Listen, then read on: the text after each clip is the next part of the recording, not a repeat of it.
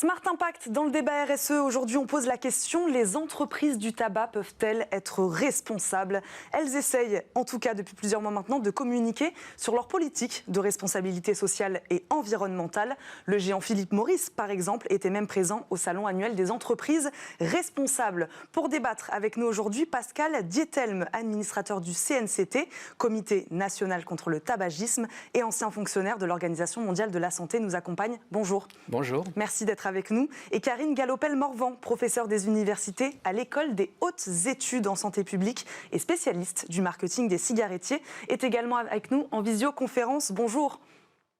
Bonjour. Bonjour, merci beaucoup d'être avec nous. Il nous fallait bien deux experts pour répondre à cette question difficile, même un peu polémique. Pascal, RSE et tabac, ce n'est pas antinomique?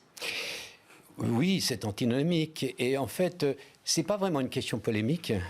C'est une question qui fait l'objet d'un très large consensus, parce que vous avez l'ONU, l'OMS, l'Organisation internationale du travail, vous avez des organisations des droits de l'homme qui se sont penchées sur cette question et qui ont répondu d'une façon catégorique. Il y a incompatibilité entre responsabilité sociale et les entreprises du tabac. Donc, c'est une question largement résolue. La seule chose, c'est que cette industrie, naturellement, continue d'entretenir la controverse sur ce sujet, comme elle fait d'ailleurs sur tout ce qui la gêne. L'industrie du tabac n'est pas une industrie comme les autres, selon vous? Non.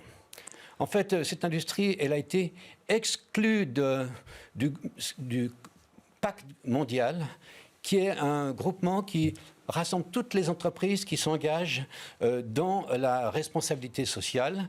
Philip Morris s'était engagé en 2015 et en 2017, l'ONU a exclu Philip Morris, assimilant Philip Morris aux fabricants d'armes bactériologiques, aux fabricants de mines antipersonnelles. Donc, vous voyez à quel niveau on se trouve. Karine Galopel-Morvan, ce que font les entreprises du tabac actuellement, il s'agit de greenwashing, selon vous?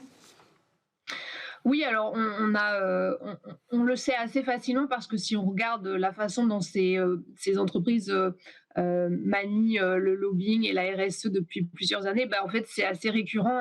On a eu exactement les mêmes stratégies dans les années 70. Donc là, la grande bataille de l'industrie du tabac, c'est de montrer aux fumeurs et de leur faire croire qu'il existe une troisième voie en fait moins risquée et que surtout l'idée par rapport aux deux premières voies qui est donc d'arrêter de faire de la prévention et d'arrêter de fumer, bien en fait il y a une troisième alternative pour que les fumeurs continuent à adopter leur habitude.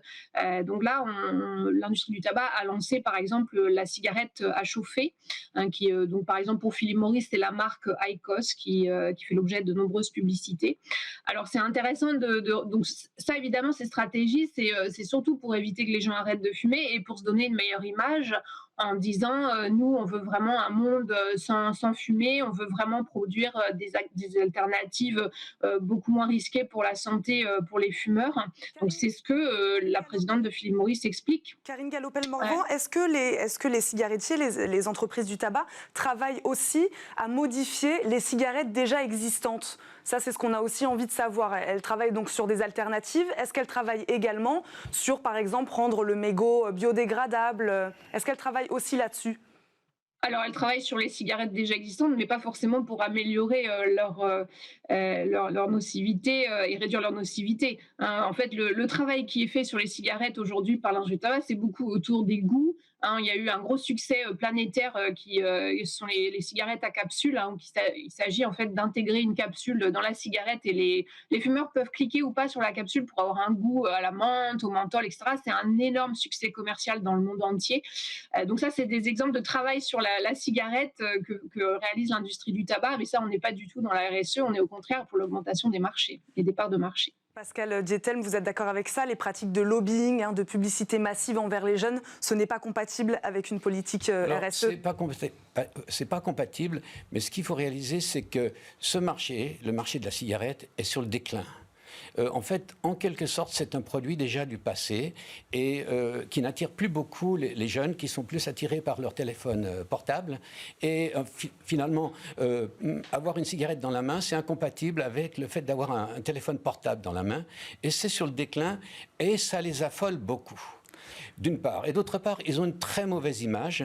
Et donc, ils essayent de concilier à la fois l'un et l'autre, c'est-à-dire de rehausser leur image, tout en reprenant la main sur de nouveaux marchés. Par exemple, il y a le marché de la cigarette électronique qui leur a échappé totalement et ils essaient de le reprendre sous forme de la voie, disons, Nespresso, sous forme de capsule, dont ils voudraient faire une sorte de monopole pour mettre un petit peu sur la touche le marché de la cigarette électronique traditionnelle. Mais le PDG de Philip Morris s'en vante même en disant, il parle même d'arrêter le marché de la cigarette d'ici 15 ans. Pourquoi ce positionnement selon vous ? Bon, il ne faut pas croire les promesses de Philip Morris. Ils ne les ont jamais tenues. Et malgré tout, leurs profits proviennent essentiellement de la cigarette. Ils ne sont pas prêts de renoncer à ces profits.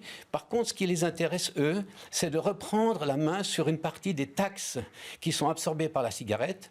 Et pour ça, ils doivent présenter impérativement leurs nouveaux produits comme étant moins nocifs.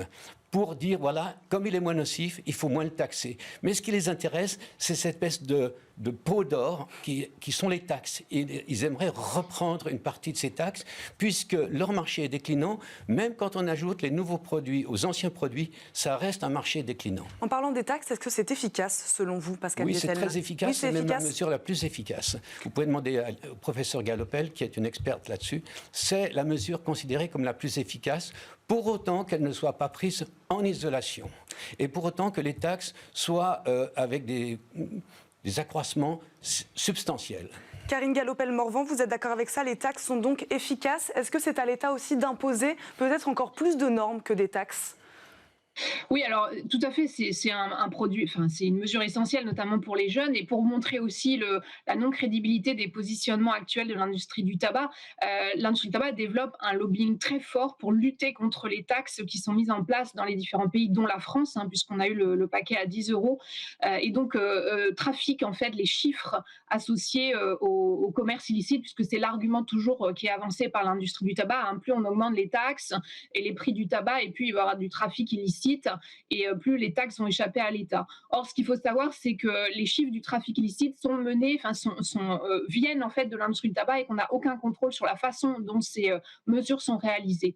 Donc, on voit encore vraiment la non-crédibilité du positionnement de l'industrie du tabac par rapport à leurs actes et leurs actes réels. Et si on regarde aussi ce qui se passe dans les pays en voie de développement, c'est la même chose. Il y a un marketing acharné pour cibler les plus jeunes et la population globale dans des pays, des menaces de la part de l'industrie du tabac sur certains États. Je pense notamment par exemple au Népal, qui voulait imposer des avertissements graphiques sur les paquets, qui ont été menacés par l'industrie du tabac, qui refusait que cette mesure soit mise en place. Karine Galopel-Morvan, comment ces entreprises du tabac se sont-elles exemptées de plusieurs lois, de plusieurs règlements depuis autant d'années ? En fait, comme le disait Pascal Guettel très justement, ça commence à devenir compliqué pour eux, parce qu'il y a eu un traité international qui s'appelle la Convention cadre anti-tabac de l'OMS, qui les a un petit peu coincés. Et donc, quand les pays signent et votent cette convention cadre, il y a une obligation de mettre en place une combinaison de mesures pour lutter de manière efficace contre le tabac, dont l'augmentation des prix. Alors, depuis plusieurs années, ces industries ont quand même perdu du marché, comme le disait Pascal Guettel très justement. On a une baisse globalement dans les pays riches, industrialisés, on a une baisse de la prévalence tabac, donc ces entreprises ont un peu de soucis à se faire effectivement pour la suite. On a même, dans certains pays, on commence à parler de la fin du tabagisme, ça s'appelle Tobacco Endgame en anglais. Il y a des pays qui ont une prévalence, un pourcentage de fumeurs autour de 10%, qui se posent la question d'arrêter la vente de tabac d'ici les années 2025-2030. Donc on est clairement sur un marché en déclin, et l'industrie du tabac essaye de se débattre dans cette configuration-là, en rachetant effectivement des produits qu'ils essayent de diffuser sur les publics, e-cigarettes, tabac à chauffer, etc., en faisant un lobbying très fort. Et les dernières stratégies mises en place par l'industrie du tabac sur le lobby, c'est vraiment la menace de la part de leurs avocats, etc., sur certains pays, la menace de porter plainte. C'est ce qu'ils ont par exemple essayé de faire ou fait dans certains pays qui ont voulu adopter ou qui ont adopté le paquet de cigarettes neutres. Donc on sent effectivement une industrie qui est de plus en plus accrochée à son produit tabac, à la cigarette, qui la rapporte beaucoup, mais qui perd vraiment des marchés, de plus en plus de marchés, et qui a une image de plus en plus négative par rapport aux citoyens. Pascal Diethelm, il nous reste 20 secondes. J'aimerais qu'on continue juste à parler du rôle des pouvoirs publics sur la pollution des mégots, par exemple. Les choses changent. La loi pour l'économie circulaire de février 2020 a étendu aux fabricants de cigarettes le devoir de payer une éco-contribution. Que pensez-vous de ce principe de pollueur-payeur ? C'est très bien. Cependant, il ne faut pas confier à ces entreprises le soin d'organiser cette collecte. Ça devrait être contraignant. La convention cadre de l'OMS, dont parlait le professeur Galopel... On le voit, le chiffre, 30 milliards de mégots jetés par terre en France chaque année. Oui. L'industrie, malheureusement, dans les autres pays où c'était l'industrie qui était chargée de ça, les résultats ne sont pas au rendez-vous. C'est très souvent de la poudre aux yeux, c'est-à-dire qu'ils transforment ça en une opération de relations publiques. Merci beaucoup à tous les deux, Pascal Diethelm et Karine Galopel-Morvan, d'avoir débattu aujourd'hui avec nous sur le plateau de Smart Impact. On termine comme chaque jour. Merci beaucoup. On termine comme chaque jour cette émission avec la bonne idée du jour.